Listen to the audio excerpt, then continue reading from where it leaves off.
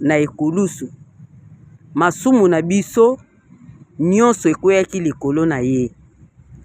Ye nde amemaki bapasi oyo elingaki kozala ya biso. Ntango Nzambe azotala Yesu na ekulusu azomona nini? Masumu. Ntango Nzambe azomona masumu na ekulusu esengelaki apesa yango punition. Punition wana eza kanda na Nzambe. Kanda na Nzambe eza réponse ya Nzambe na masumu. Po Nzambe asepelaka na masumu te. Donc esengelaki Nzambe adétruire masumu. Masumu ezalaki wapi? Masumu ezalaki na ekulusu.